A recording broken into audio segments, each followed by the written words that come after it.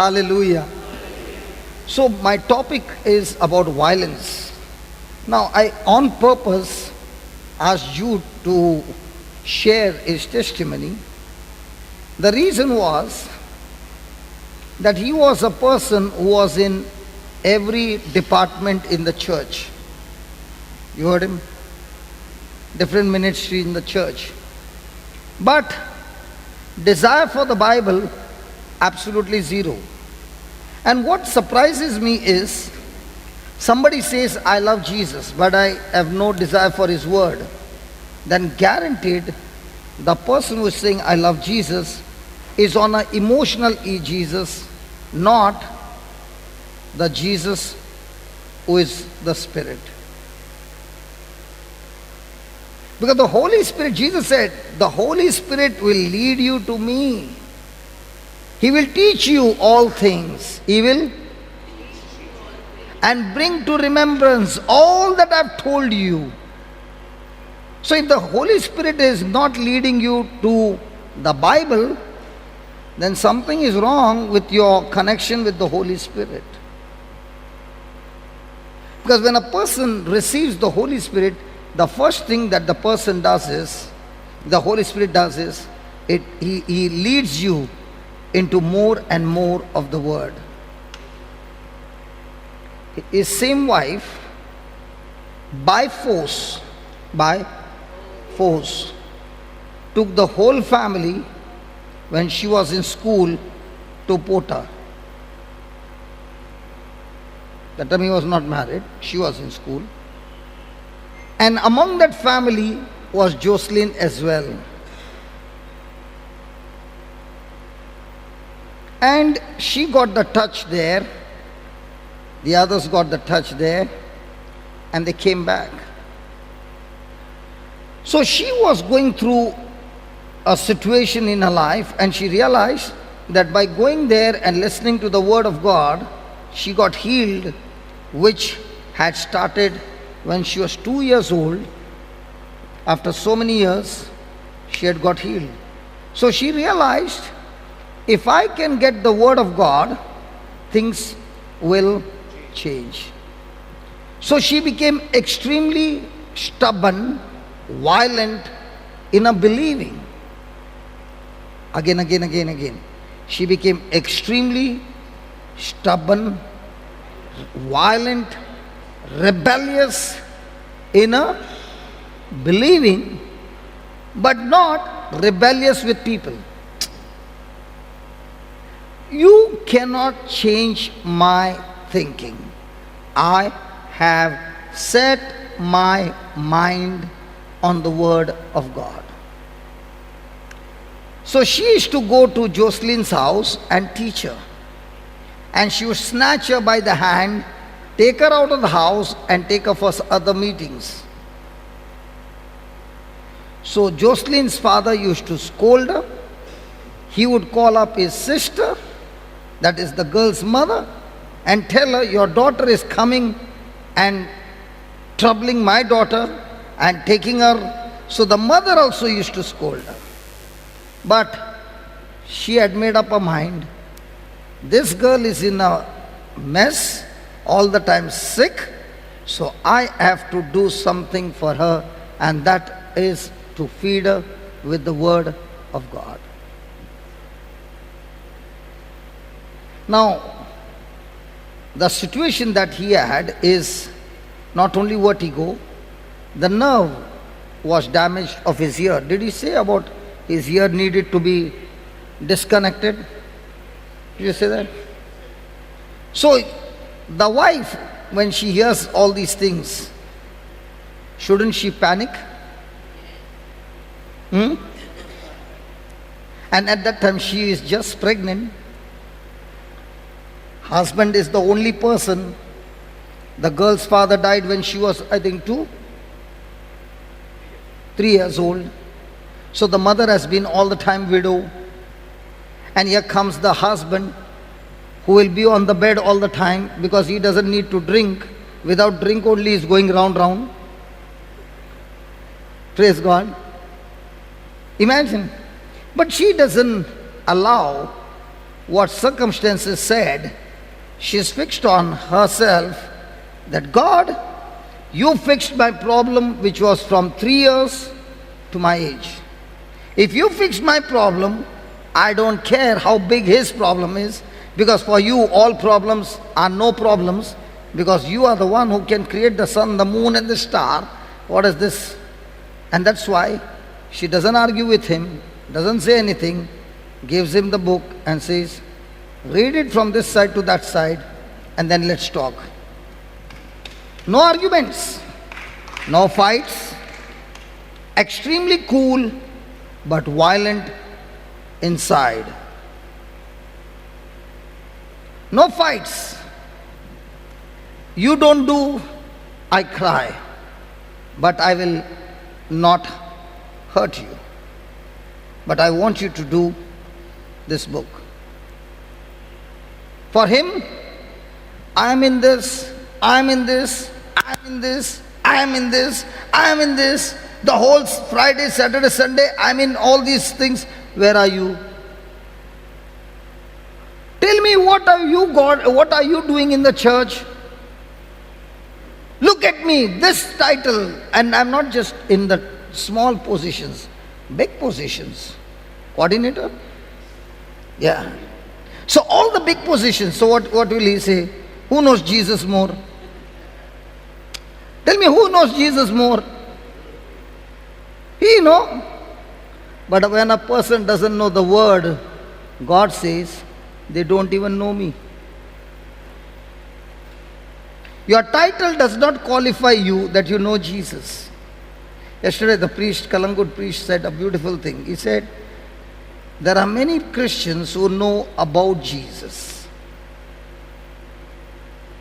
but very few know him.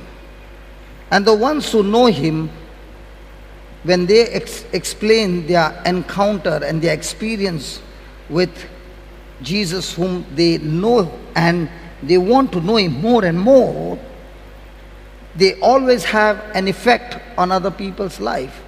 And he was telling the youth, I guarantee you, you will experience today Jesus. Now, how do I know Jesus? I know a little bit of Jesus, but the little bit of Jesus I know. How do I know him?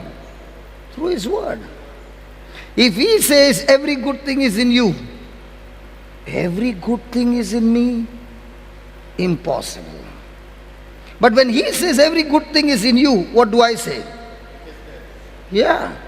Because I am in you, Christ in me. And in him is every good thing. And if he is in me, so where is every good thing? In me. But if I start thinking, my thinking says, no. And unless I acknowledge it, will it work? Hello, will it work? No. So when he got the taste of it, what happened? For the first time he realized that what she's talking, there is manifestation. I've got a title, but when I'm talking, nothing is happening.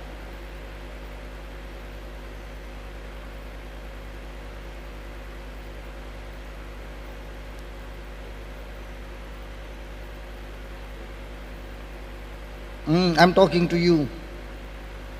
How many years your shoulder was frozen? How many years? 4 years. How much time it took to fix it up? Yesterday, 1 minute.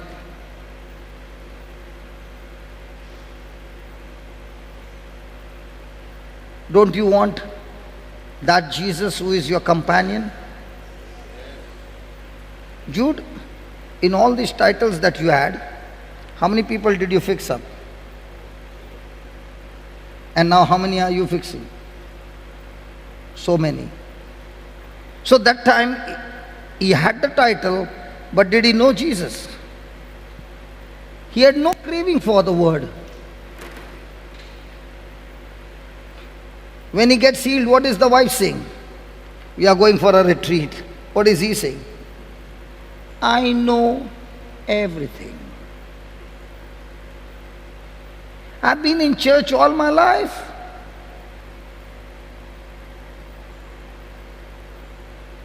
How many years catechist? 18. How many people did you fix? None. Nobody. Now, every day. Why? When the word comes in, the word first changes you. And the change that has come in you, when you open your mouth, the same comfort that you have received, now that same anointing goes and comforts others.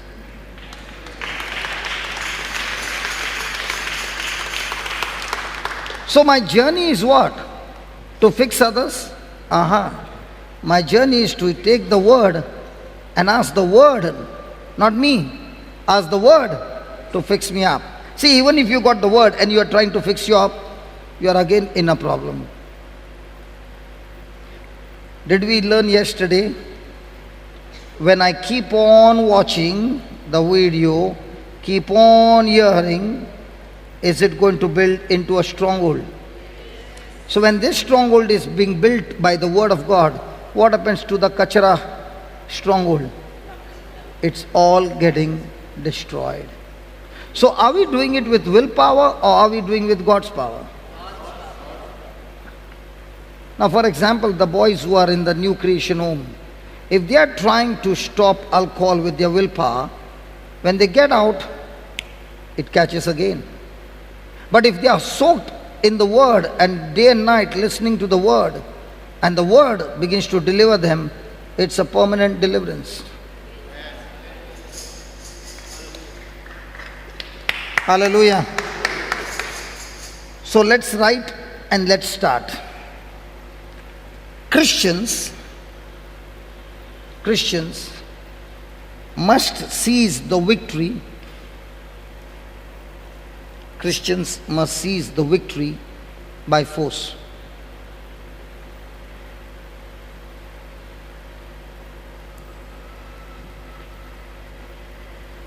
The kingdom of heaven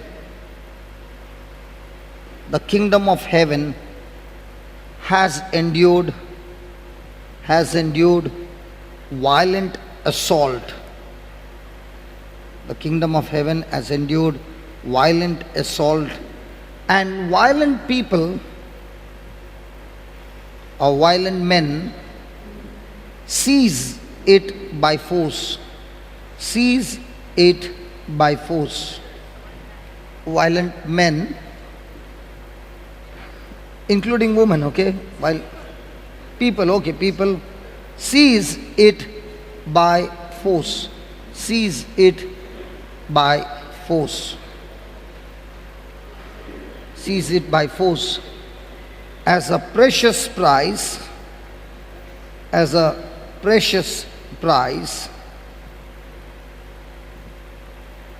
a share in the kingdom, in the heavenly kingdom, a share in the heavenly kingdom is sought with most ardent, ardent, ardent zeal. Is sought with most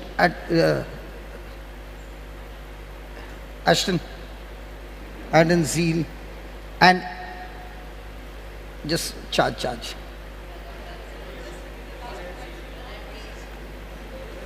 Is sought with most ardent zeal and intense passion. An intense passion.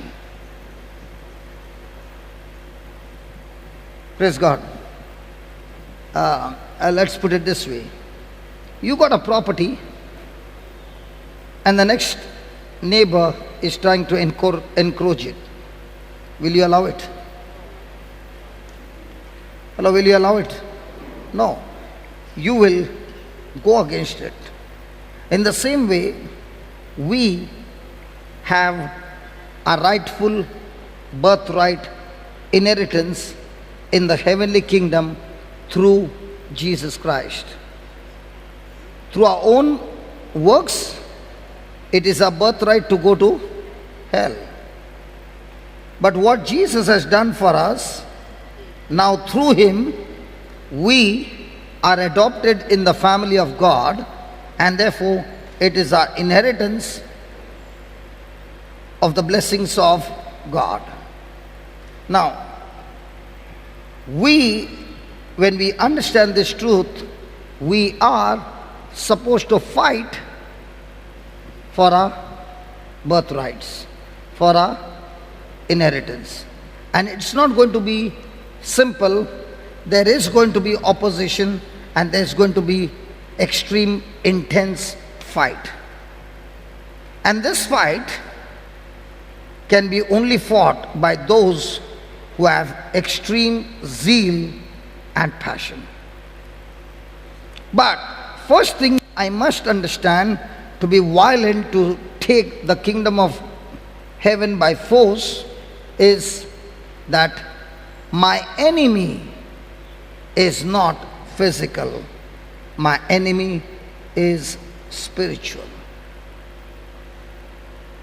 Because Jesus said, the Bible says, we do not fight against flesh and blood. We do not fight against people, but we fight against the principalities, the powers of darkness, the cosmic powers, the demonic forces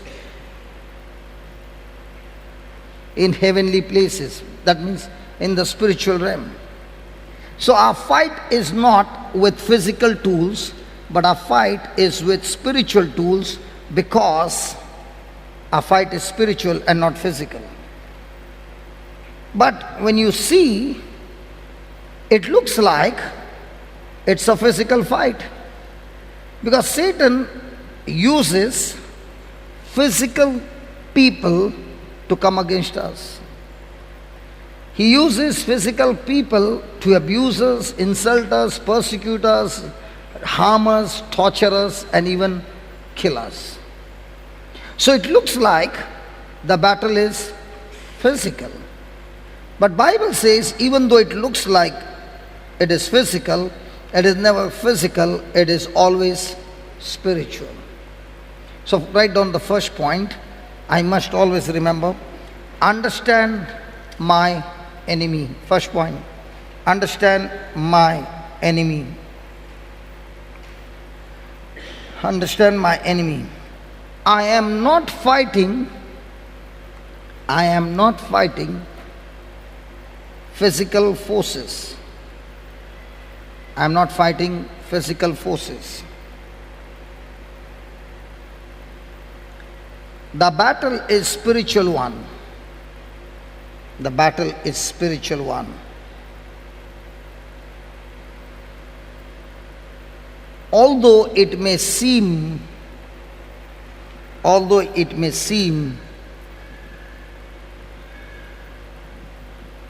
like it's physical,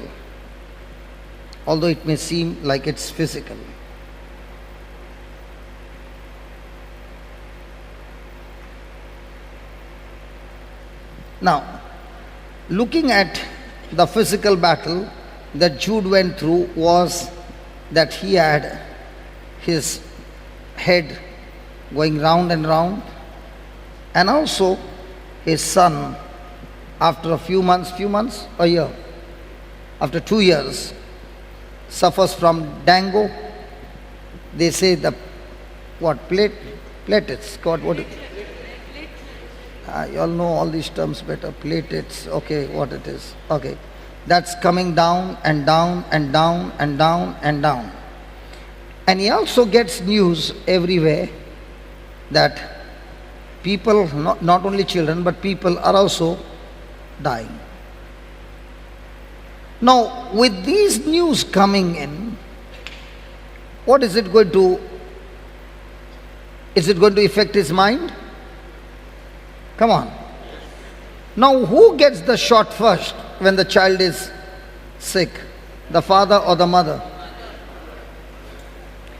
But in his house, the mother is stubborn, extreme rebellious, and extreme violent against the enemy. So she is holding on to a ground strong. Jude, he has got lots of titles in the church. 2 years in the word, but he starts shaking. And that's why, my friend, none of us can say, I don't need anybody. In the spiritual warfare, we need to be connected to people who will who will get you back into faith. If you go around with people when you are feeling bad, don't worry, everything will be fine. You don't worry, everything will be fine, fine, fine. And such people will be saying everything will be fine, and that person, instead of loading the gun and getting the bullets on and start firing, everything will be fine, fine. An enemy is gaining ground, and the friend is there, everything will be fine, fine. Everything will be fine.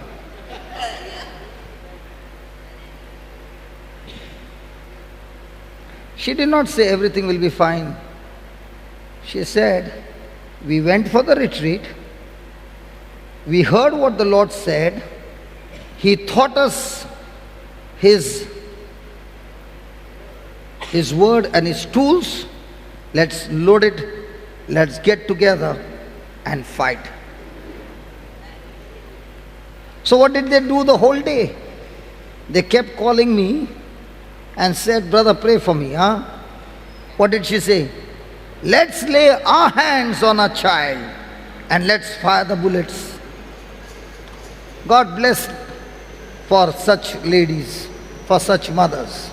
I tell you, if a mother gets angry, even a wild bear will stay away from an angry mother.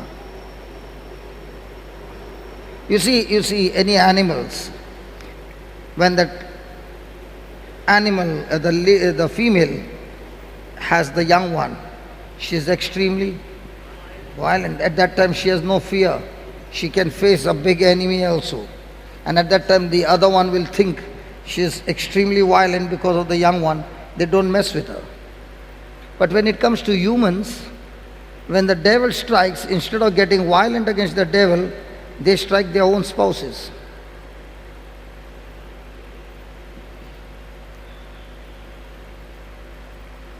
Come on.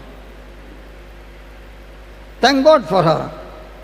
She said, come on, husband, throw away all your titles. Those titles are not going to save you. Our son, let's get on to the job. Was the battle physical? Hey, son is sick, no? Isn't it physical? It looks to be physical, but the battle is spiritual. So you will say, you mean to say, when a person is sick, it is a spiritual fight? Let me prove to you. Acts 10:38. Acts 10:38. Acts 10:38. How God anointed Jesus of Nazareth, with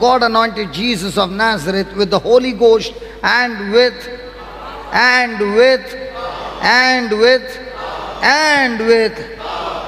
who went about doing good. So how did Jesus go about doing good? Because he was anointed with the Holy Ghost and with. So what was Jesus' tools? Holy Ghost and power. Holy Ghost and power. So Holy Ghost and with power. Now.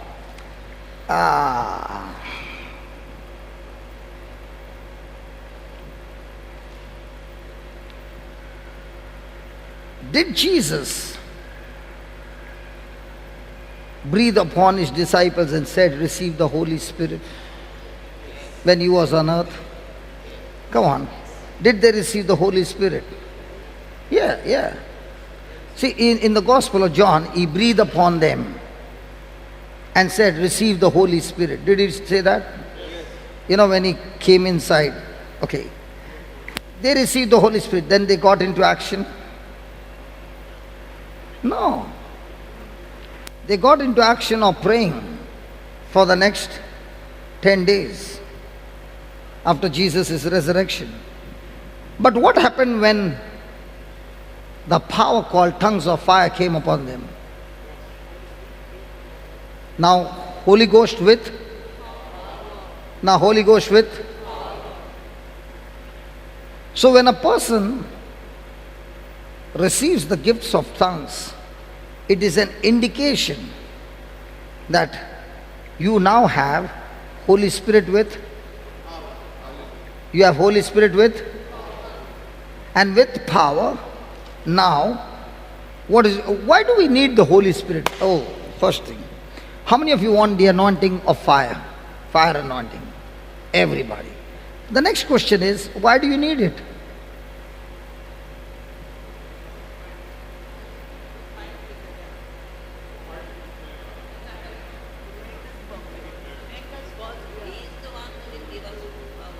Yeah. Now God anointed you with fire. Then what are you going to do? Do you know when you say, God, anoint me with your holy fire, that means you are saying, God, anoint me with your holy fire, and then quickly introduce me to the enemy.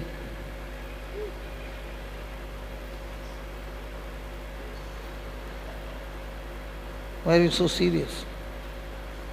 When you hear the word enemy? Now somebody will say, how do you say that? How do you say that? It's so simple. David was looking after the sheep. Alex. Samuel came, anointed him with oil, and the Bible says the Holy Ghost came upon him. Now he was busy looking after the sheep after the anointing. His dad called him and said, can you just deliver some sandwiches to your brother? And led him where? To the camp. Did David go in search of Goliath, or Goliath was introduced to him? So when Goliath was introduced to him, why do you think God introduced Goliath to David? Because God is saying, the anointing that I put on you, that anointing can fix that Goliath and give victory.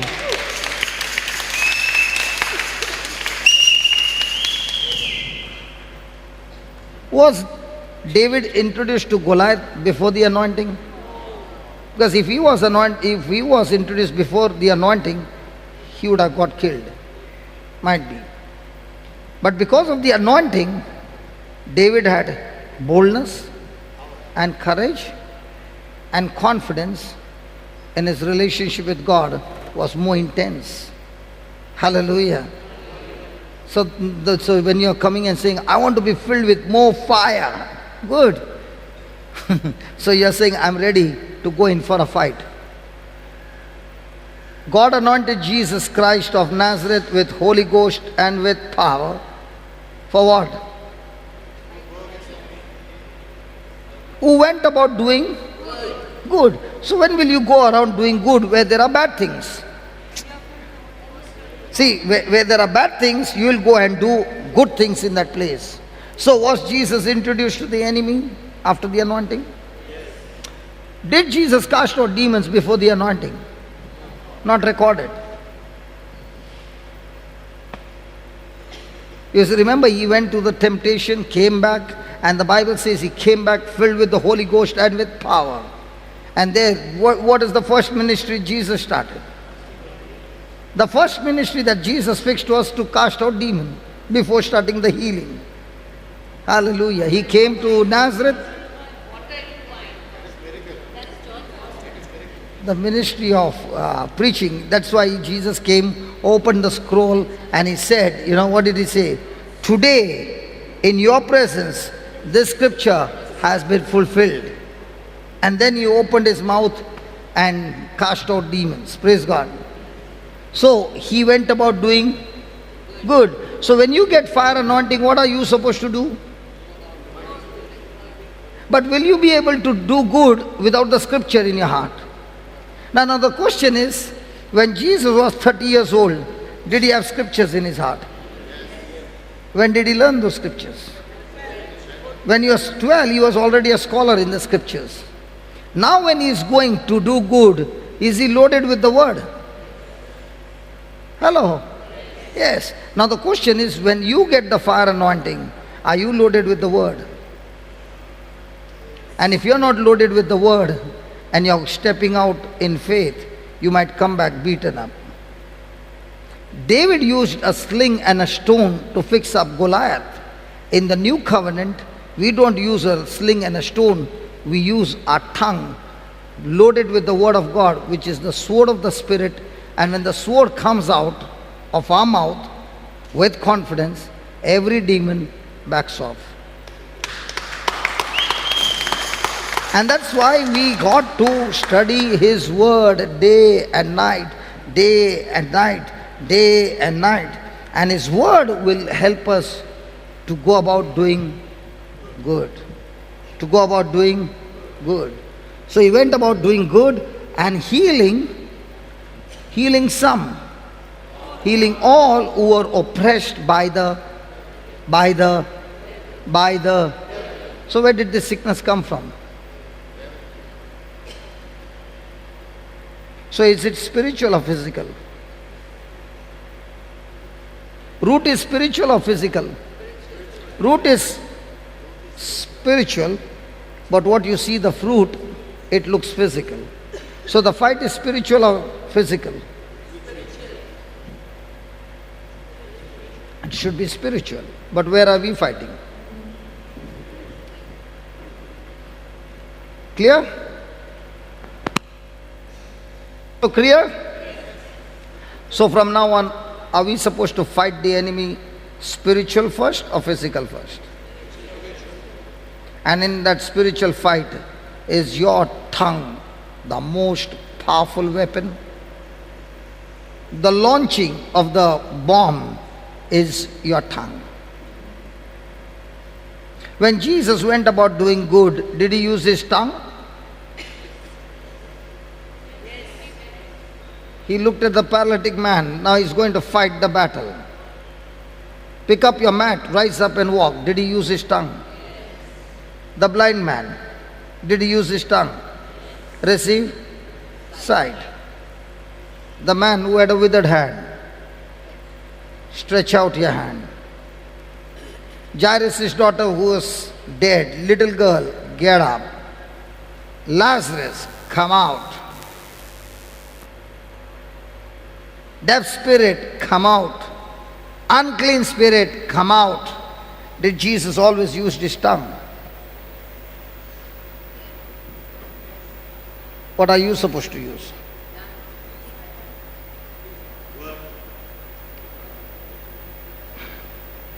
So, is there any Christian here who has got a tongue? Show me. That also they don't want to show. Even non-Christians have tongues. She is more Christian than many Catholics. She is Christian by choice. We are Christian by birth. So don't mess with them. Because when they have to become a Christian, they fight against their whole household, their whole relatives, and they stand for Jesus. They are champions. We are by birth.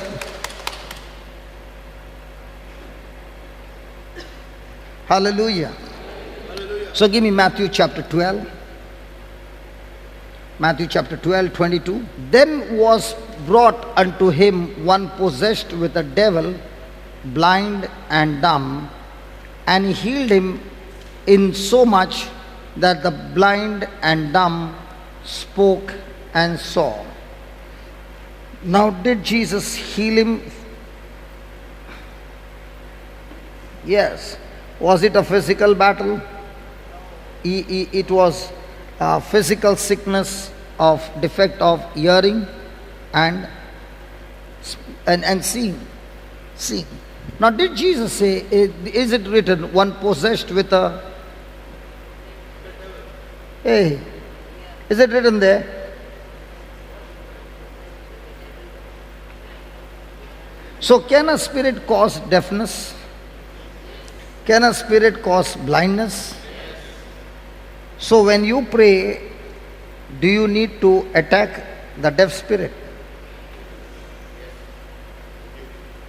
Do you need to attack the blind spirit? Yes. 23. Now to attack that, do we have the power of attorney from Jesus? And all the people were amazed and said, is not this the son of David? 24. But when the Pharisees heard it,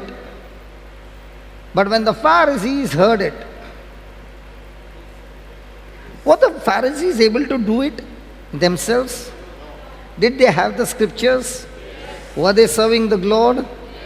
But were they able to do it? Why not? Heart condition was not right. Heart condition was not right. And when they could not do it, what did they say? This fellow does not cast out devils, but by Beelzebub, the prince of the devils. Were the people amazed? Yeah. Now what does the devil do? He uses somebody to distract people, deceive people. Wherever God's work goes on, the devil has to speak against those things and make people believe that what is going on over there is from the devil.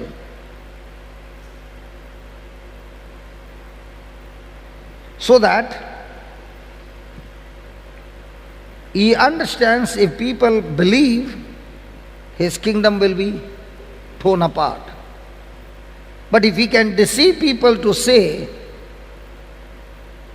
words that will stop them from following Jesus, he has done his job. Hallelujah. I've been hearing from the last 18, 19 years in my life. Then, 25. Jesus knew their thoughts and said to them, to whom? To the Pharisees. Why do you think the Pharisees were against Jesus?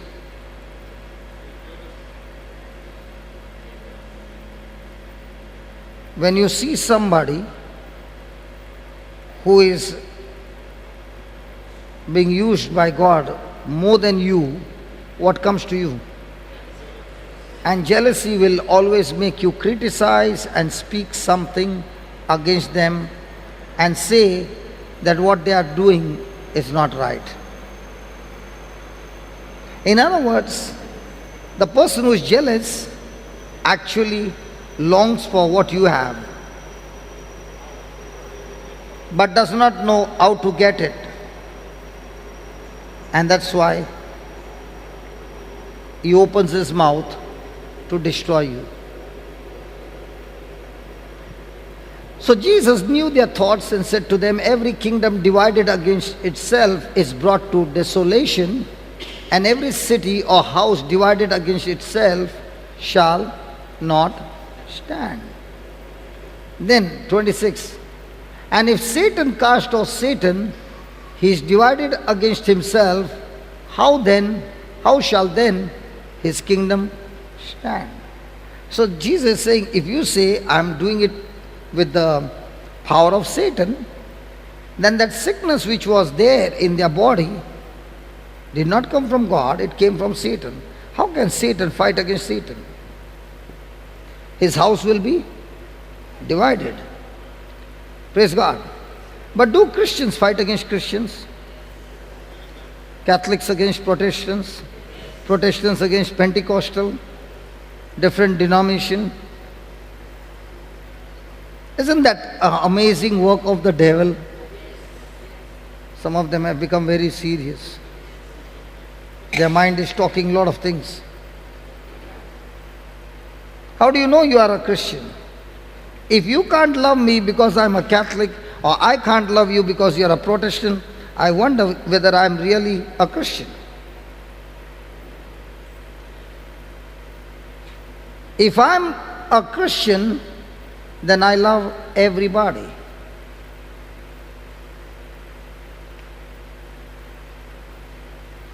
(27) Now Jesus is showing how to fight. And if by Beelzebub cast out devils, by whom do your children cast them out? Therefore, they shall be your judges. 28. But if I cast out devils by the Spirit of God, then the kingdom of God is come unto you.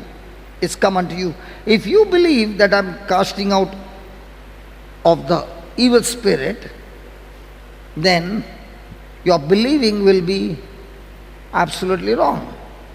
But if you believe that that's the work of the Holy Spirit, okay, I'll put it this way. When a person first looks at that yesterday's video, what we saw on Benny Hinn and those people falling, what comes to their mind? What a perfect setup. Okay? Do you know what happened? The Holy Ghost wanted to give you that anointing, but what worked in your mind? You have put a block to it. When I saw it, I said, I don't know, Lord, whether it's real or not, because I have not seen it in my life, but yet I choose to believe that it is real. And if it is real, Lord, I want to experience it. I caught it.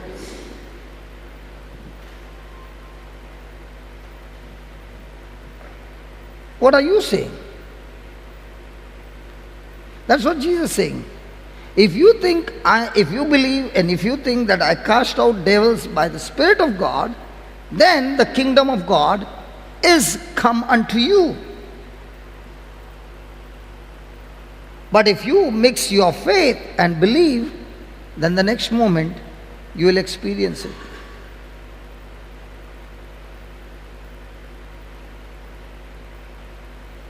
Praise God. Then look at the next one. Or else. Now Jesus is giving us the answer. How did he heal the blind and the dumb? He was deaf or dumb? Deaf. Okay, deaf. How did he do it? He did it, first of all, he says, by the Spirit of God. And how did he do it? Or else, how can one enter into a strong man's house? How can one enter into a strong man's house? Who is the strong man? Who is the strong man? Huh? Who is the strong man? Who is the strong man? David. Myself.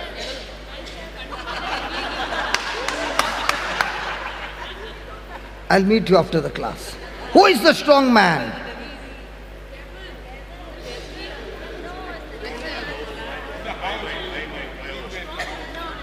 Who is the strong man?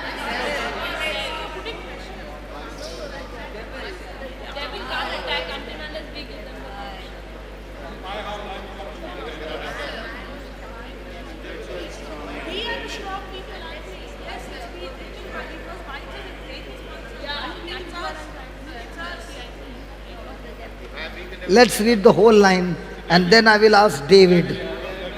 I'll punch you between your eyes.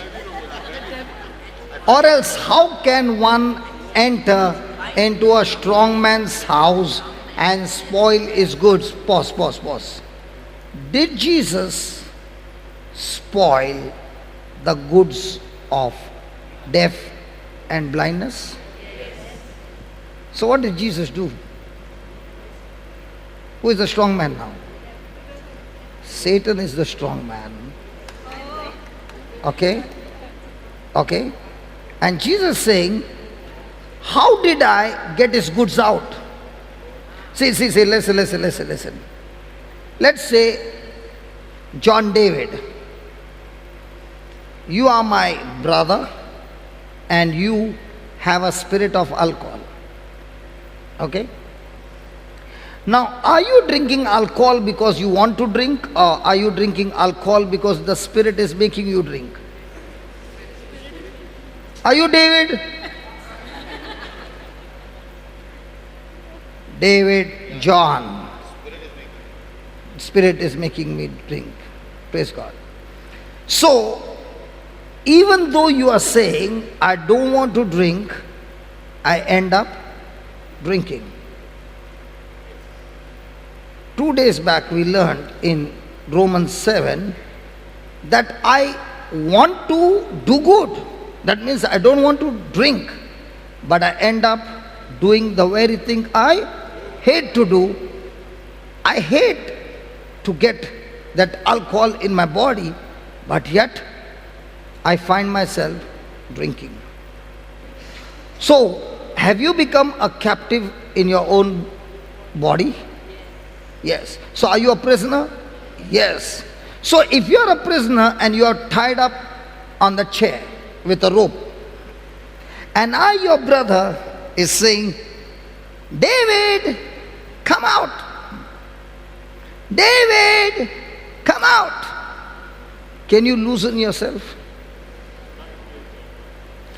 If that rope is not loosed, will you ever be able to get up and come? You are bound. Because the force that has captivated you is much stronger than you are. So you need somebody to enter into the room and open the rope. But when I enter the room, are there demons all around you? Yes. Come on. Come on. Do you think those demons will spare me? No. But do I have the authority of Christ? Yes. And when Jesus said, whatever you bind on earth is bound. When Jesus said, in my name, whatsoever you bound on earth is bound in heaven, and whatsoever you loose is loosed in heaven. So, can I bind the strong man and all his forces? Yes. So when I say in the name of Jesus, devil, you and your demons are bound in Jesus' name. Now when you said those words, are you supposed to go and do it, or you are supposed to speak the words? Speak the word. Who gets the job done? The Holy Ghost. Just put the previous one. If I cast out devils by,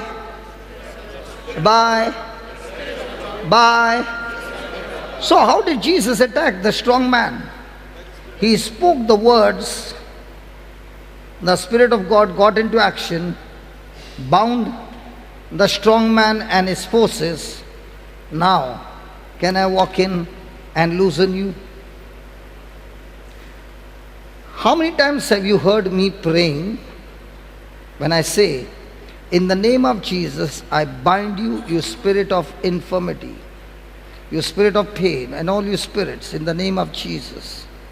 And now I command the bones, the muscles, the tissues, be loosed, be recreated. Have you heard that? Yes. Why do you think I'm saying? I'm not just saying. This is how Jesus attacked. And if Jesus attacked and fixed somebody, I also follow what he did. And when I follow what he did, the Spirit of God gives me the same result.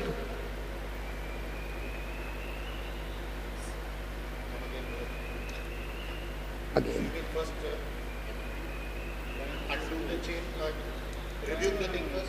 First, bind the strong man. In the name of Jesus. Even, it doesn't matter, but bind. Now, have you heard me say that prayer? Yes. Every prayer you will hear me. So, is it a religious line? No. I'm talking something that happens in the spiritual realm. And Jesus is now showing them, even to the Pharisees and to the people, how did he get the job done. They said, you are using the devil. And Jesus said, no, the Holy Spirit. The Holy Spirit. Put the next line. Or else how can one enter into a strong man's house and spoil his goods, except he first binds the strong man, and then he will spoil his house. So are we supposed to go and spoil the devil's house? But are we doing that? Because the moment we hear the word devil, everything in us starts. But we do not know that we got the champion of champion, Jesus Christ, who fixed the devil once and for all for us. And he says, use my name. When you use my name, devil trembles.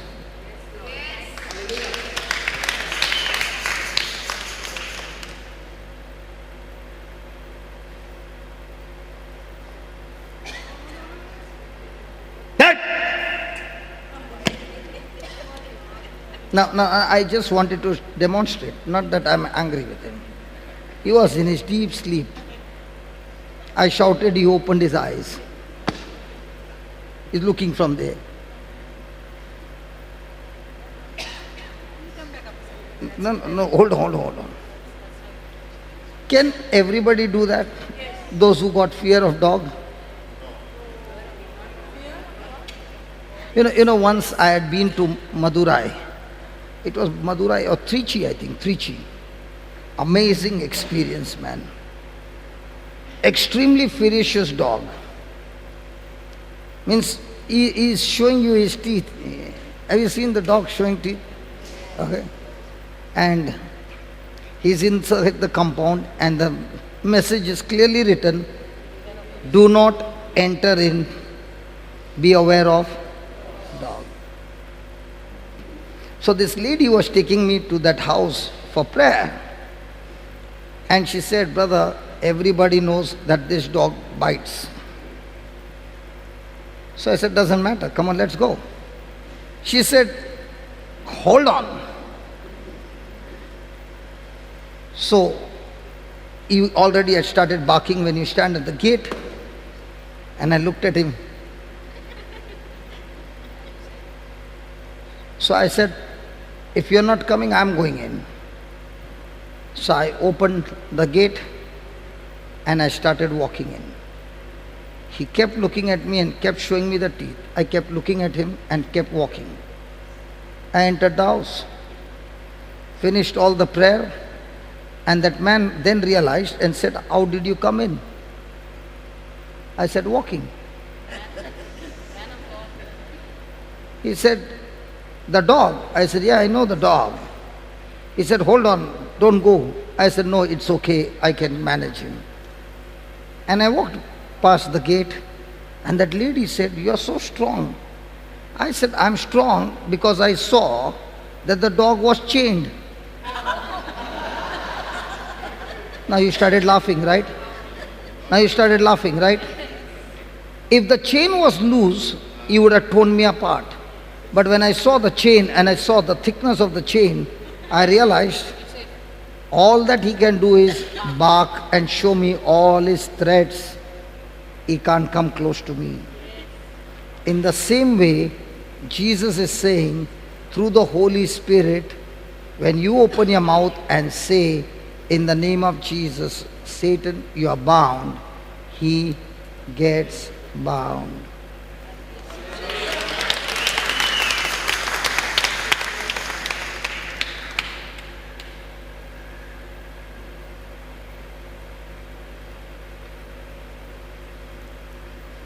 So when he's bound, now can I walk in and release him? You know, you are saying that prayer every day in the morning, how to pray for your unsaved loved one.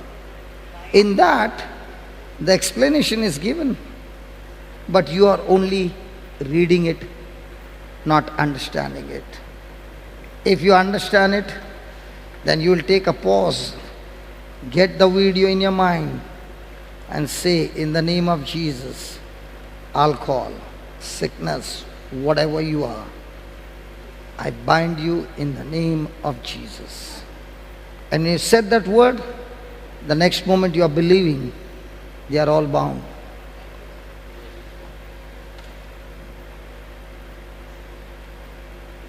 So do we go into physical battle or do we go into spiritual battle?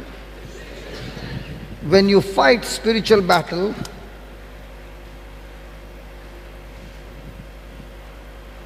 will it affect the physical battle? Yes. So write down.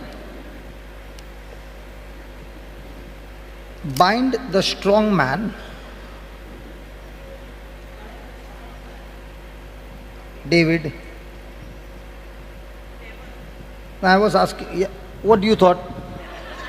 I was asking David, strong man, you know now who it is. Are you the strong man? This whole chapter, this whole scripture, we never really understood. We thought it is our house, I mean, like human house, entering in there. But we never knew that it was Jesus is talking about how he delivered the man of blindness and hearing, deafness.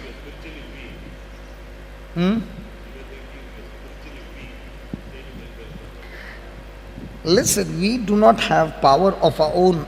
We are actually extremely weak when it comes to us and the devil.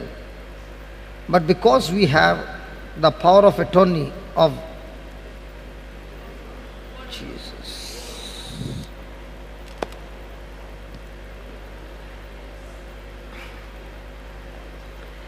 This is where I saw one day at Thane. If you pass through Bombay at Thane, when the road comes from Godbandar, Bhayandar, touching Thane to the highway. Before that, there is a junction where there are no 4 roads but 5. Normally there are 4, but here there are 5, and 5 are all busy lane, and that is the center point. Okay? Early morning, I'm in my car, and there is a constable in a uniform. And this constable was the most slim woman I've ever seen, but in a uniform, with a cap, everything, praise God. And you know, in Bombay, when the constable is taking care of the traffic, especially the two-wheelers will be going like this. They have already passed the line and they'll be going on. And this lady was right in the center, and she looked at the bikes, she blew the whistle, she just did like this. All the bikes, no more going in front. The truck coming from the other side. Her body language was amazing. And the Lord said to me,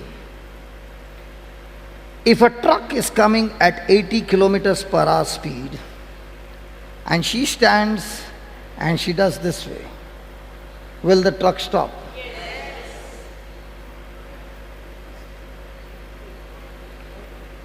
With my body, he asked me, you go and stand there and you put your hand up.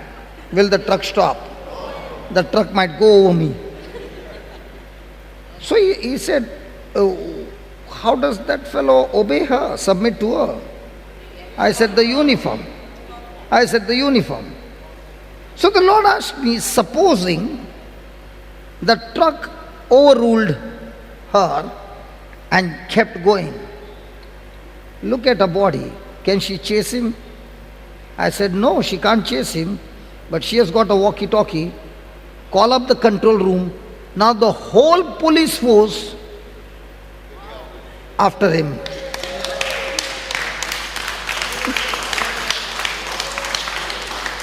So he said, the same it is with me. When you call the control room of heaven, all the angels, the whole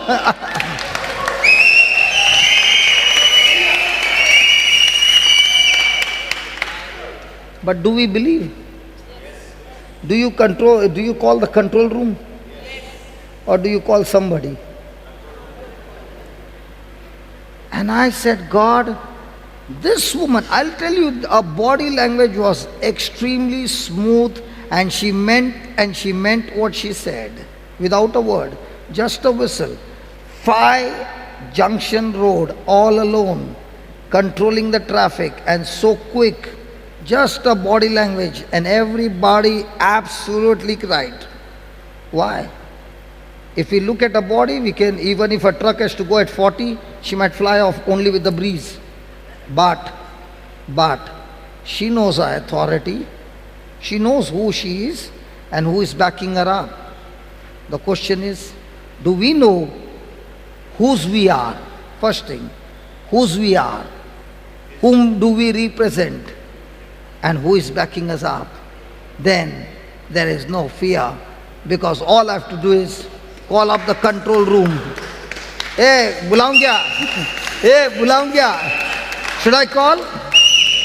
Tell me, should I call? And when you call, believe, the force is already in action. Do you know what we do? We call the control room and we keep giving him wrong information of all fear.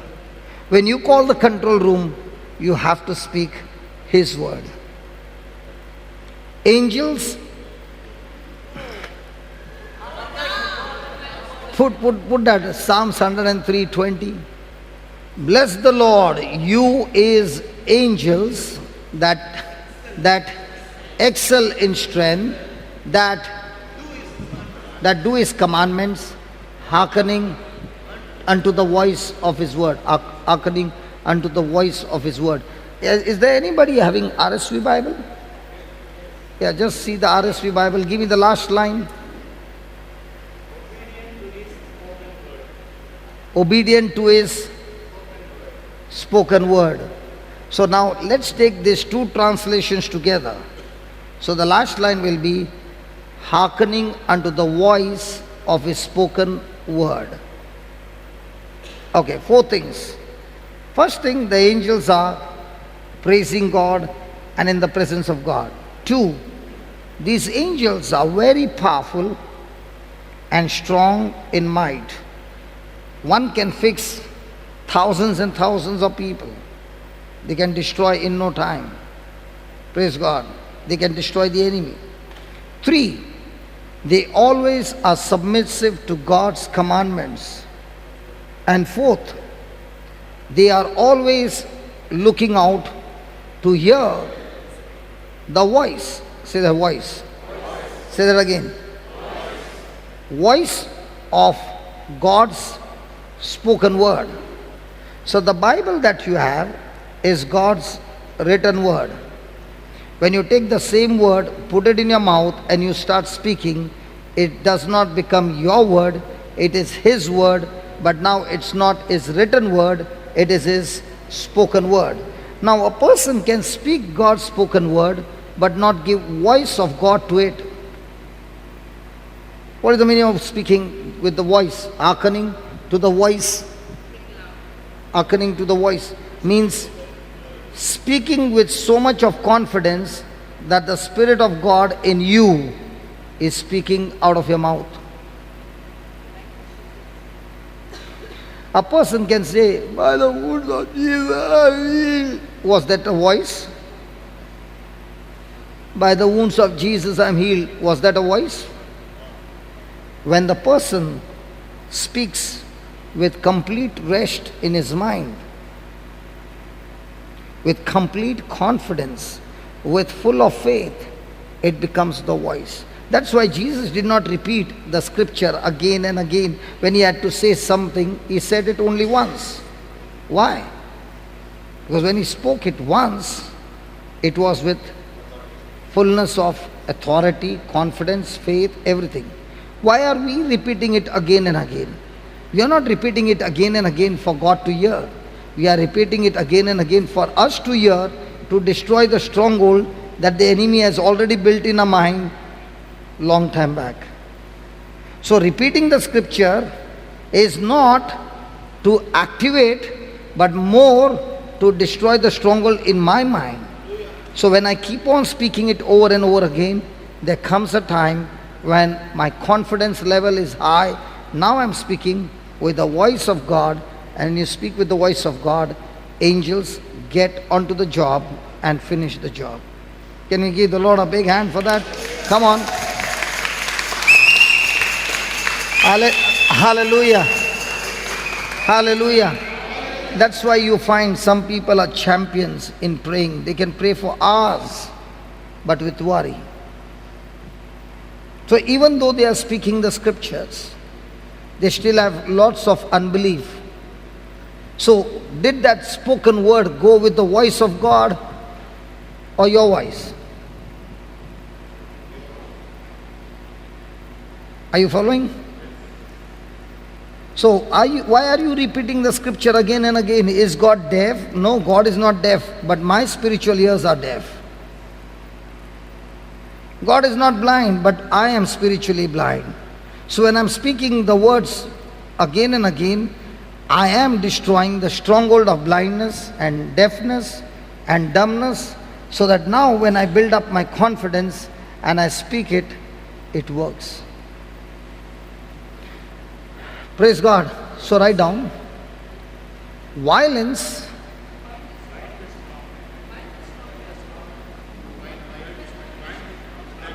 Oh, we did not finish that. Bind the strong man. That is not David, okay? The enemy. David, why is it everybody laughs when I take your name? Everybody loves you. See, everybody loves you. And I give you lots of training every growth retreat that you have to go for inner healing retreat after you go from here. No, no. It's working, Prabhu. Whatever you are teaching me, it's working. I am laying hands on people, getting them cured. There was one lady from 20 years in the CCR, Christian Charismatic Renewal. She pointed me around and said, what you say? And do not do you, when you go and lay the hands on, say, you have to mind, others will come on you, so many things wrong can happen. I said, no, nothing will come. I have not myself with the precious blood. I am using your teaching on me. And it's working. Little bit. Sometimes I'm lazy. Most of the time I'm lazy. Okay. But it's working. Hallelujah. I'll tell you honestly, big soldiers are sitting here, and when you start applying these principles, you see amazing results happening. And let me tell you again and again, 19 years back, I was sitting in a place where you are sitting, just like you. Okay, there's not much difference between you and me. We are same. The only difference is, I fed myself with the word of God more than you. That's the only difference. Rest, everything is the same. The spirit is the same. The word of God that God has given is the same. The anointing is the same. The faith that God has given is the same. Everything is the same. What's different? The level of unbelief is different. The level of unbelief might be more in you, that's why it's blocking. The level of unbelief in me is much less than you, that's why it's working. But whatever is from God's side, it is the same for all the children. He has got nothing more for one child and less for one child. No, He is a God who loves everybody the same and gives to everybody the same. It is we who have our own wrong knowledge. Devil has deceived us, devil has distracted us.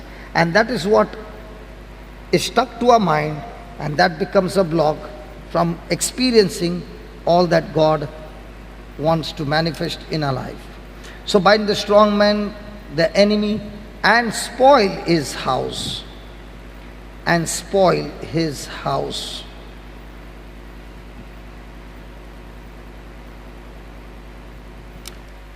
Violence is an intensity. Violence is an intensity. Violence is an intensity of motion,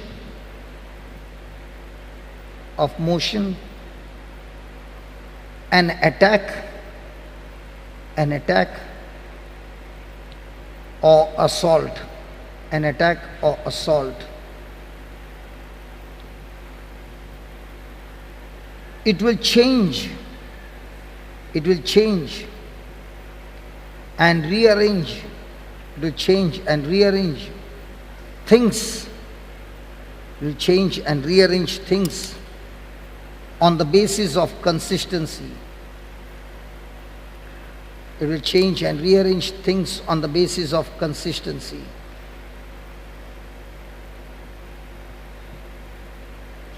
Very important line, okay? Please write, very important line. We must continue to confess. We must continue to confess. In bracket, confessing the word and confessing our sins. Both. We must continue to confess, learn, in bracket, not read only, not read only, learn. Meditate, meditate, meditate.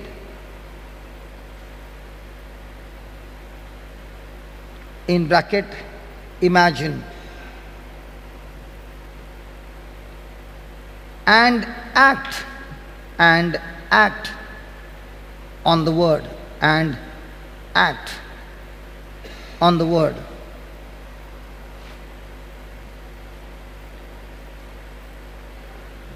Next line. Our victory is gained. Our victory is gained. Our victory is gained when the word of God. Our victory is gained when the word of God becomes a lifestyle. Our victory is gained when the word of God becomes a lifestyle.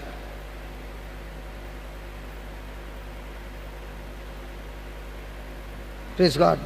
So is the word of God becoming a lifestyle, or worry and anxiety is a lifestyle? And if worry and anxiety is my lifestyle, then it will not turn into victory, it will turn into defeat, because before I can see defeat, my mindset will be of a victim. So when my mindset is of a victim, all the time anxious, worried, self-centered, the result will always end up with destruction. But let's say my life has been a lifestyle of anxiety and worry.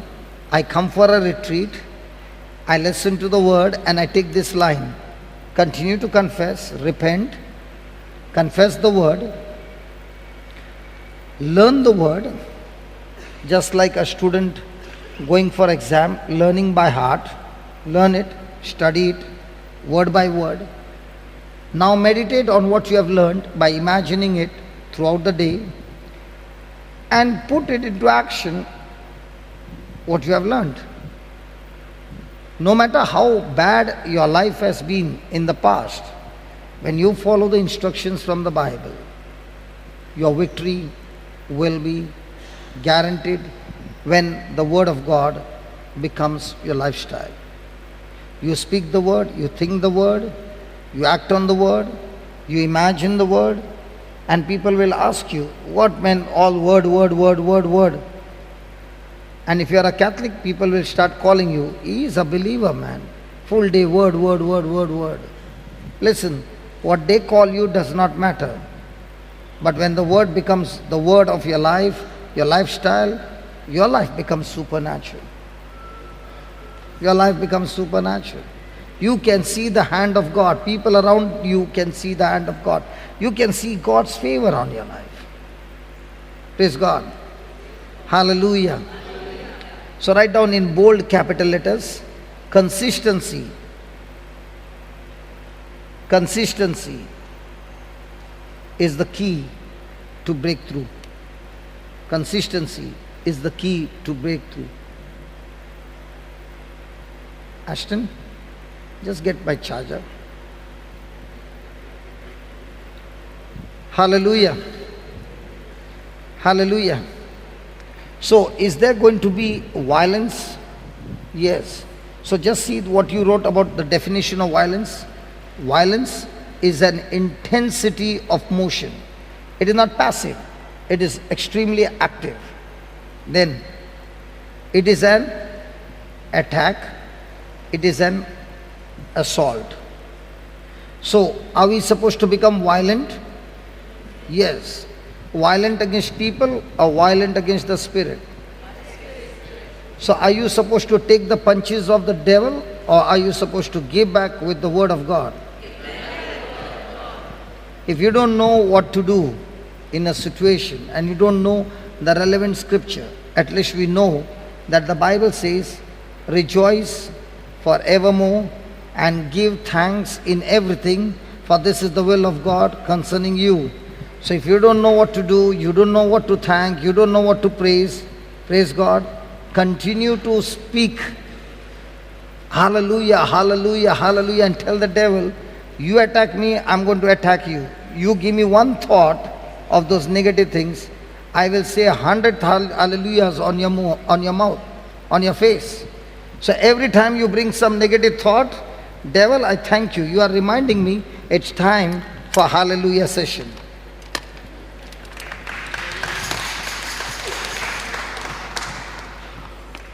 Praise God. So now what is happening? You will be saying to devil, all this time I used to get annoyed when you used to give me those thoughts. Now I'm all excited because you remind me it's time for exercise. So you are helping me, devil, to give me spiritual exercise of hallelujahs. Now every word that you spoke of praise, does the angels get attracted to that place? Because the angels are always in the presence of God, and the Bible says when a person is praising God, God dwells in the praises of his people. So if I don't know how to fight, doesn't matter. Start with the first tool. Go to the washroom. If possible, sit on the throne. Take your comfortable seat and praise God. Start opening your mouth and say, devil, I'm ready for you. Come on, let's do it. And when you're going on saying it, believe in with your meditation or imagination. God, Psalms 103 verse 20 says this. So thank you, Lord, that right now what I'm speaking, the angels are getting into action. I have just activated the spiritual realm. See, in the spiritual realm there are two things. Either you activate the kingdom of God or you activate the kingdom of darkness. But they both cannot be deactivated at the same time. Impossible. One will be active, the other one will get deactivated. The other one gets active, this one gets deactivated. And the power to activate or deactivate is with us. Praise God. So are we supposed to keep this power active? Yes. How long will it be active? It will be active as long as you are believing. The moment you got unbelief, you have put off the switch and now the cycle has turned the other way around, coming against you, till you with your own mouth and believe, deactivate it and start again the cycle of faith. Amen. Hallelujah. So let's go to Hebrews chapter 12. Is it good?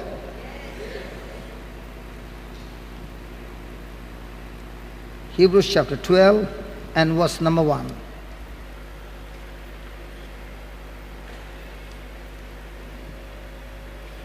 Now that wherefore is therefore, okay? Now, which number comes first, 11 or 12? 11. So the 11th chapter of Hebrew is a chapter of heroes of faith. Okay? All the great heroes in the Old Testament are all put together in that one chapter, and it's a chapter of faith and the heroes of faith. So after reading or studying on those heroes of faith in the 11th chapter, the 12th chapter starts with, now that you know that these people were people just like us. There was nothing special about them. They were just like us. But they began to seek God more than anything in this world. And when they began to seek God, they began their relationship with God, where they chose to believe what God said more than anything that their senses or any person said. And that's why they could make it victorious and champions. And these people had many, many weaknesses, and the Bible mentions of their weaknesses. And yet, in spite of their weaknesses, in spite of their sin, yet God still works through them and finishes His plan of redemption, of bringing Jesus into this world. Isn't that amazing? God chose the most unlikely candidates, full of errors, and they did make errors, and yet through those errors which became crooked lines, God still finished His perfect plan through imperfect people. And that's the good news for me, because I'm not perfect. And in spite of me being imperfect, and if I'm going to seek Him with all my heart, He promises me that in spite of my imperfection, He can still get His perfect plan accomplished in my life and through me in the lives of others. Praise God. Was Paul perfect? Hello, was Paul perfect? Then how come Paul was so much used by the Lord? He was imperfect. But yet he was a champion. Why? Why is Paul's letters more than Peter and all the others? Was Peter with the Lord? Had he seen Him? What about Paul? So how come Paul had more revelation than Peter? Huh?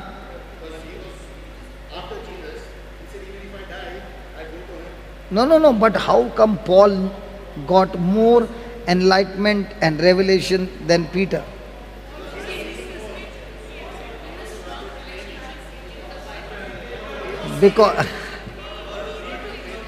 Because Paul was a Pharisee of the Pharisees, he had the scriptures. Okay? So when the Holy Ghost came upon him, the Holy Ghost began to show him about the Messiah in the Bible, in the Old Testament, and he was enlightened. So the more and more scriptures that you have and you study them, the more and more the Holy Spirit will teach you in your everyday life by giving you practical examples, practical applications, and that's how the Bible has to be studied. The Bible cannot be studied in a classroom like this. In a classroom like this, you can get the truth.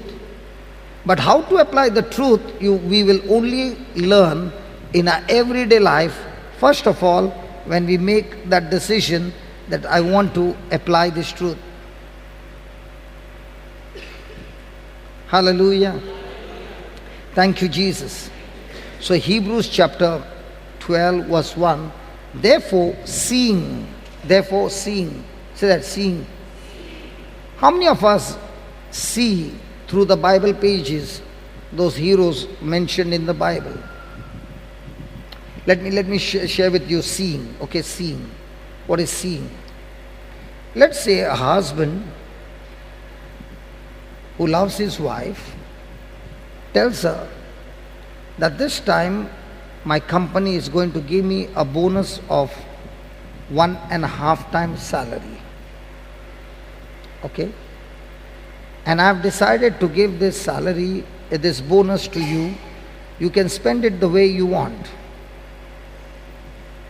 And this husband, whenever he has said something, he has always kept his word. And he says 3 months before he could get the bonus. What will the wife do?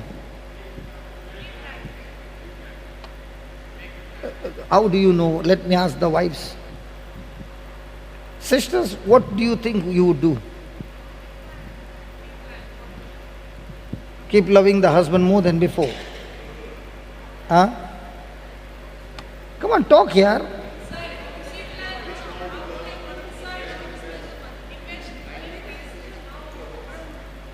See, there's one person at least talking, and all the others are saints. They will give the husband back the money. Praise God. Somebody's clapping, man.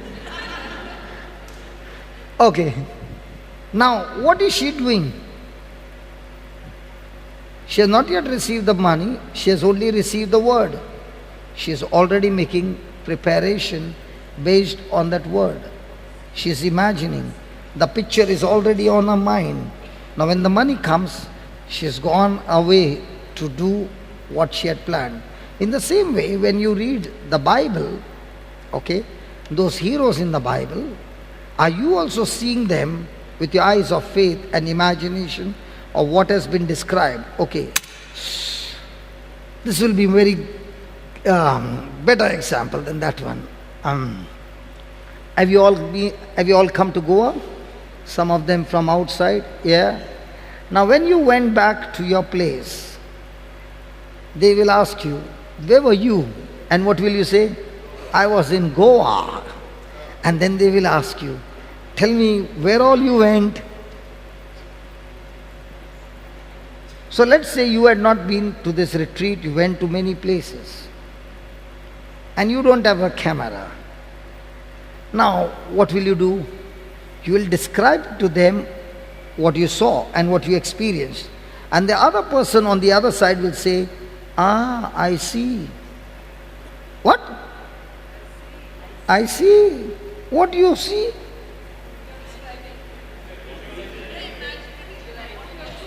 Do we say, I see? So how many times do we take the Bible and say to God, I see?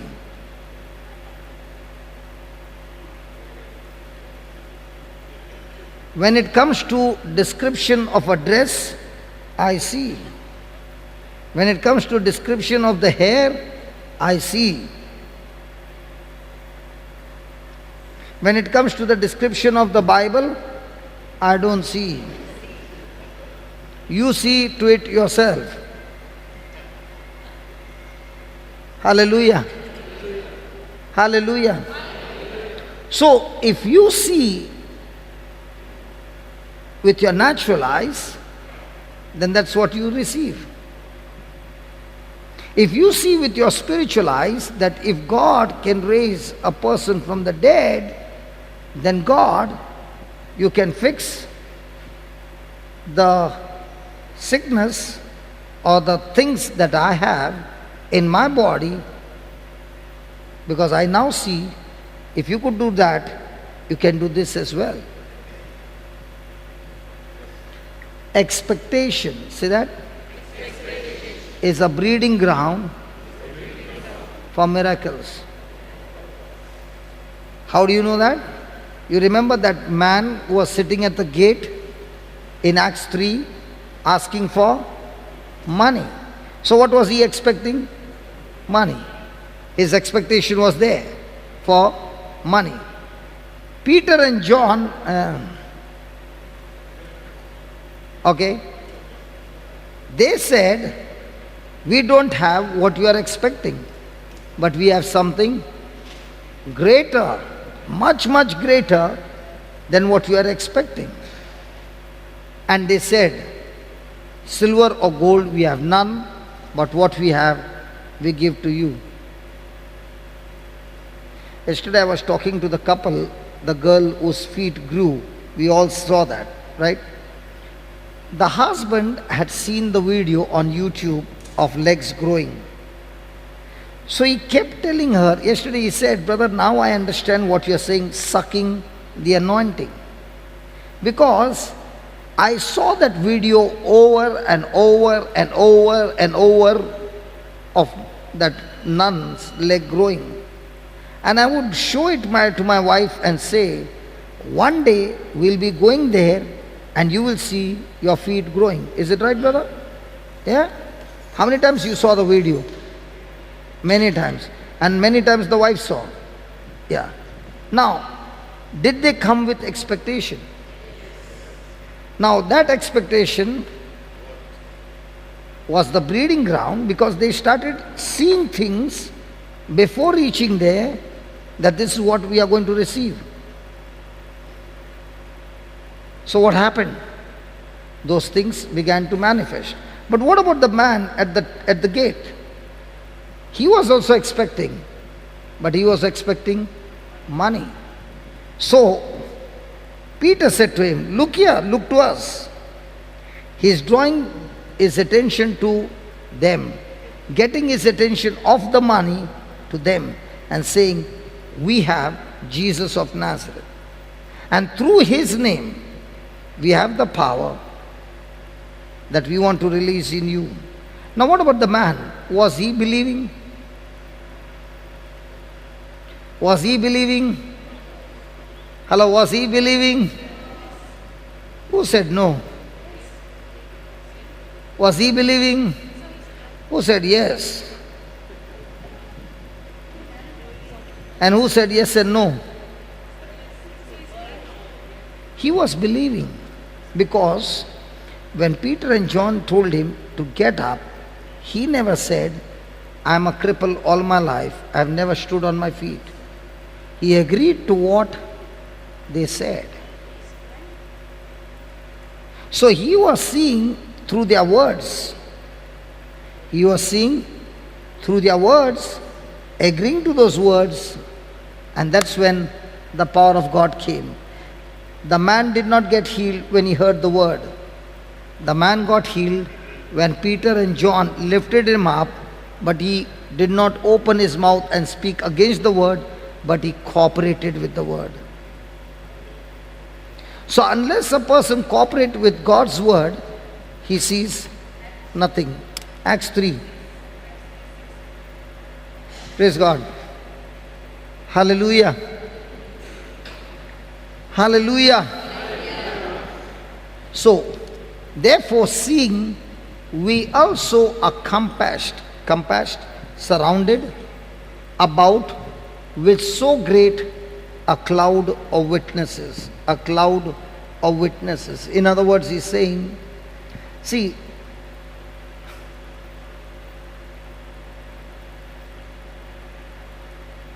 when we have testimony time, somebody gets up from there and shares the testimony. Does that testimony affect us? Yes. But how many times do we use the Bible as a testimony time?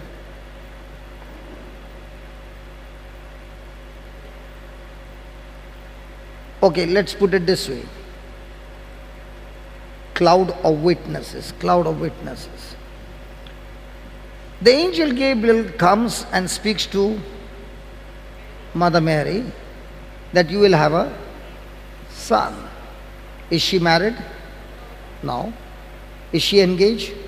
Yes. Now, can a woman get married without a sperm? Can a woman get pregnant without a sperm? No. So now you can get artificially somebody who has donated sperm. But during that time, does she need a man to give the sperm? So if I'm not married and I don't have the sperm, can I get a child? No. And that's what she asked Angel Gabriel. Now, did Angel Gabriel give her an explanation how it's going to happen? Yes. Now, has it ever happened in this world? No. So he has to back her up with a testimony.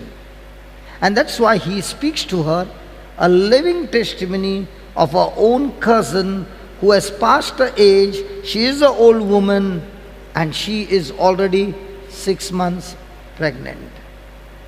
So if Angel Gabriel had to give witness to build up somebody's faith, How much of witnessing do we need to build up our faith? So what is the Bible? A Bible is a book of testimonies of people whose lives have been touched, changed, from impossible made possible by the power of God. So when you are going through a situation, you must have a testimony. And one of the best testimony that can never fail is the written testimonies in the Bible. So it is like in the courtroom, there are two lawyers. One is saying section so and so, the other lawyer is saying section so and so. Might be you are taken a case and your professor is on the other side, your teacher, let's say, in the courtroom. And he comes with section so and so, and he knows that through this section so and so, Valerie, you are checkmate. Okay? But Valerie had been spending the whole night asking God for wisdom, and she's going through the past cases, and she finds the case in year so and so, and the judgment was given so and so. So the lawyer on the other side is saying, I know I fixed her up. And she comes the next day, opens the book and says, in 19 so and so, this case was this and this and this. And the judge looks at that and he says, yes, it's true. Now, when she presented her witness, what happens? You are a lawyer, what happens?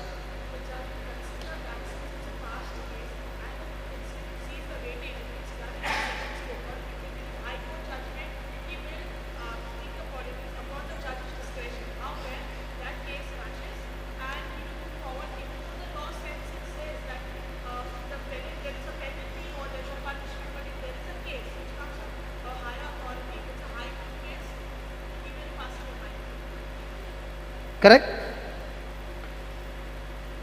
So we also fight spiritual battles in the courtroom of God, where Satan the accuser is accusing on one side and Jesus our advocate saying, go to the Bible, pick up my word and present it before God, and I will turn around the case in your favor. That's why we all the time use the Bible as a point of reference. Because God is faithful to His word. Hallelujah. So, therefore, seeing we also are compassed about with so great a cloud of witnesses. Now, you have everything in your favor, but there is something that will still knock you off and destroy you, and you will still not get victory. The first thing, let us lay aside every weight.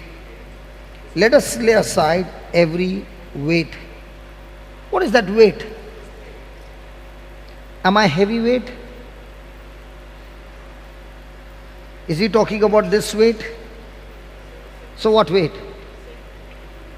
Not sin. Every weight of distractions, every weight of deception of the devil. Okay, let's put it this way.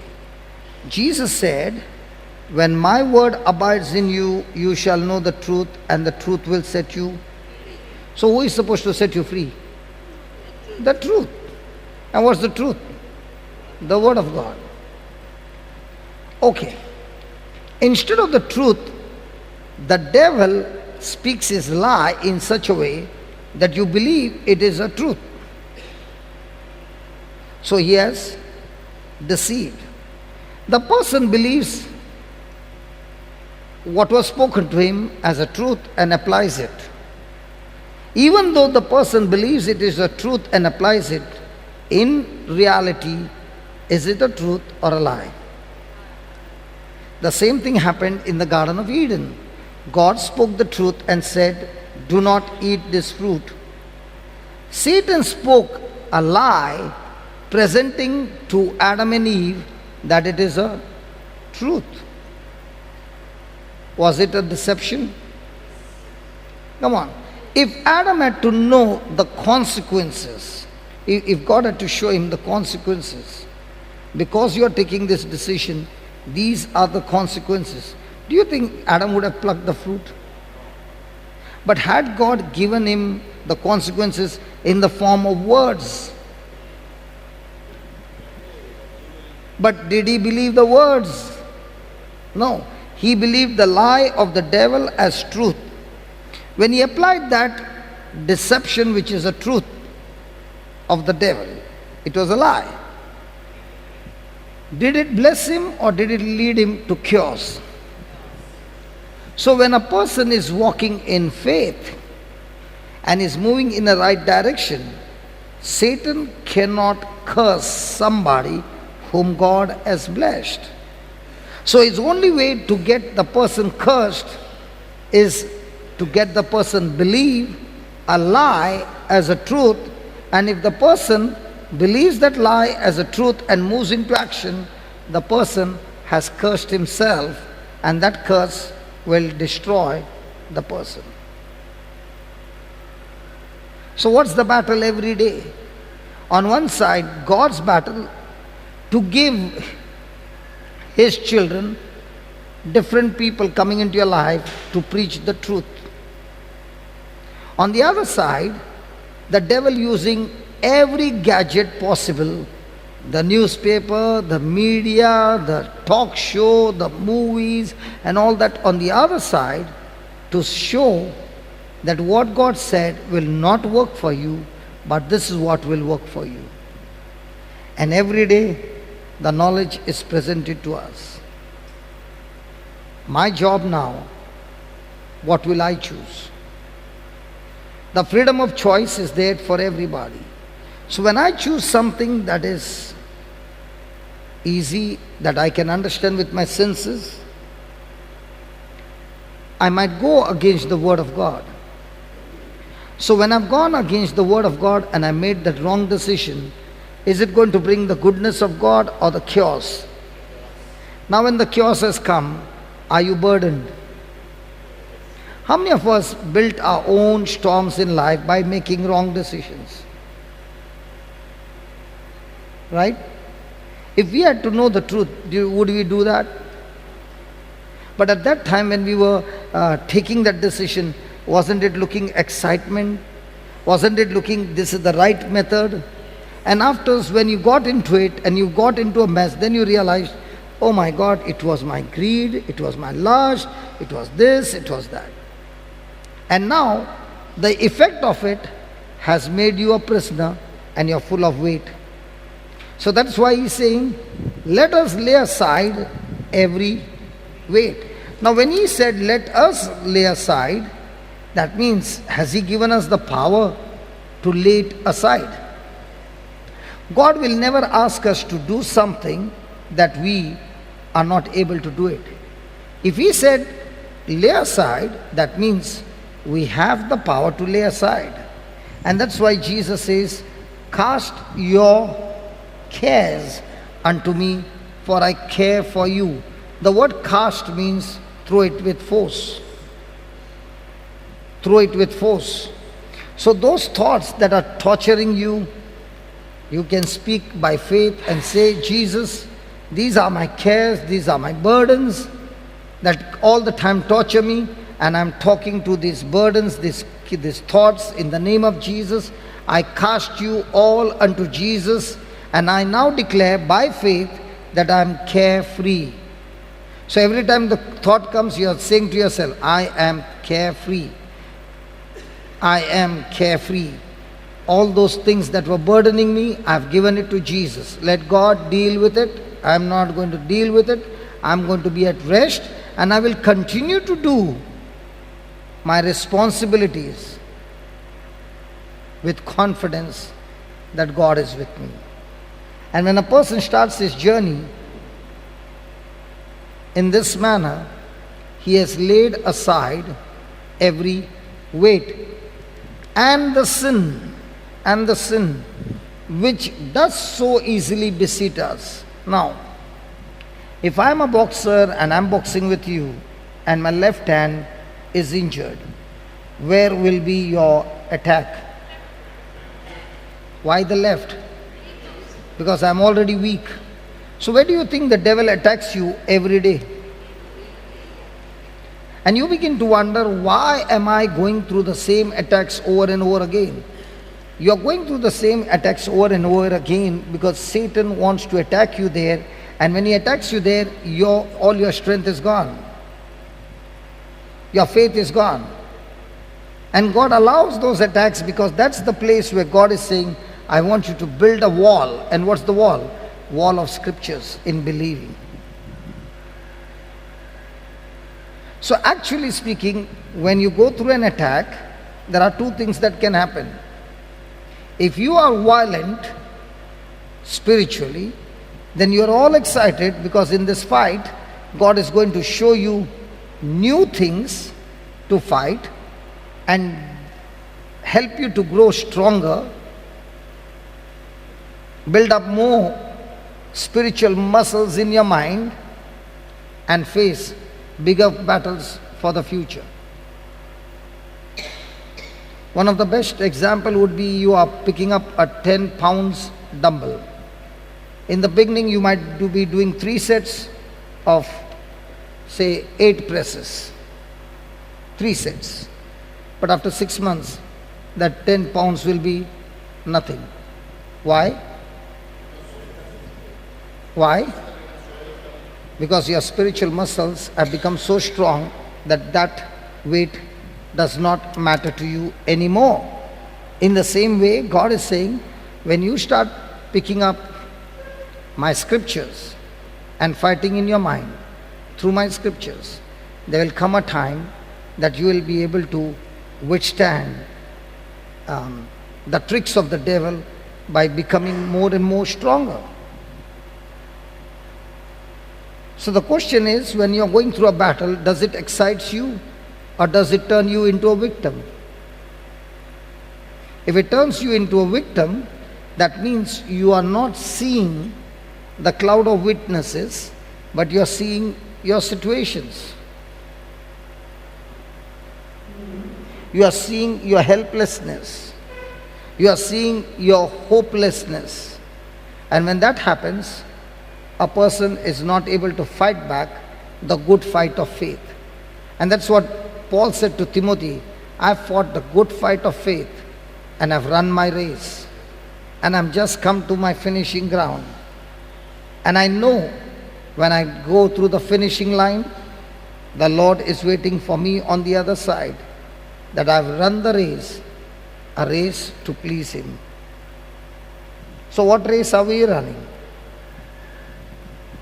A race that God has set for us, or a race that we have set it for ourselves? And if we are running a race that we have set it for ourselves, there's always going to be self-centeredness, there's always going to be me,